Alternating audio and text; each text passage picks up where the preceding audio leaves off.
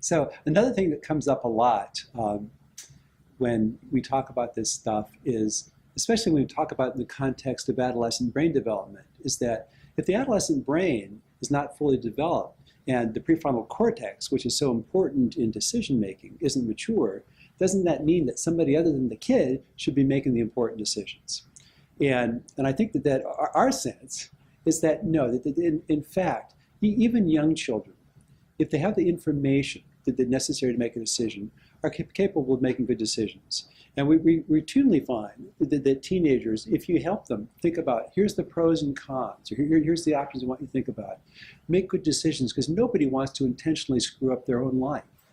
And I think that what happens is that when we try to make decisions for kids, that we give them all these messages that probably are not so great, including, don't trust yourself. What you think is important, don't really take very seriously. There's one route to success, and I know what it is, and I'm going to make the decisions based on that. And I think that I felt for 30 years that the best message we can give kids, especially teenagers, is that I have confidence in your ability to make decisions about your own life and to learn from your mistakes. And I want you to support you in doing that. And I found that teenagers routinely make as good a decisions for themselves as we can make for them. And oftentimes they make a decision and find, well, that didn't work so well, but that's what we want. We want them to have that experience of trusting their own sense about what's important, making a decision. If it doesn't go well, they can look at it differently. We can help them think through either a plan B or another way to go with it.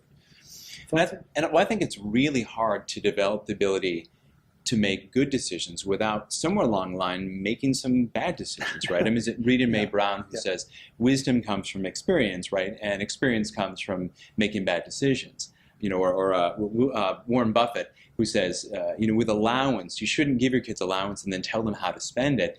If they have allowance, let them blow it however foolishly they want to blow it, because it's better to make mistakes with $8 or $20 than with $8 million, right?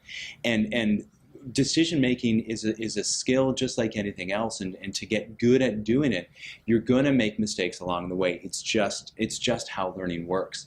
And I think that kids are going to listen to us as parents, being consultants to them, if we allow them to make mistakes, we allow them to make decisions, say, well, it sounds like that's a pretty well-informed decision.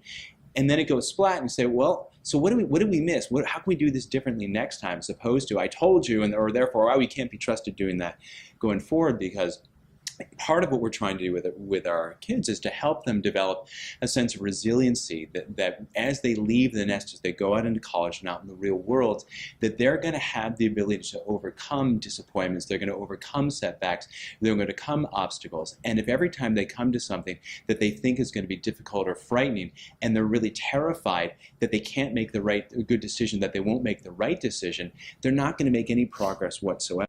That makes complete sense to me, in part because my experience is that I think many parents, understandably, want their kids to do well and always want them to do well.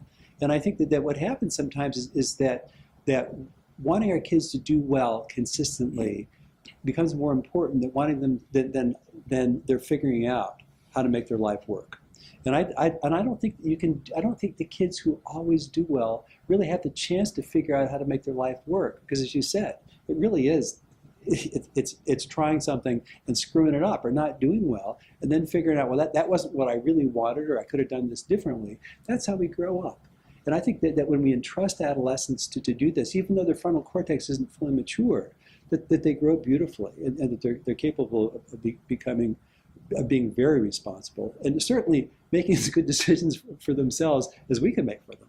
Because ultimately, we don't know what's in their best interest, because we don't know who they want to be. And they don't know necessarily either, but they get to figure that out. I think it helps to treat kids like they're the experts on their own lives. Yeah.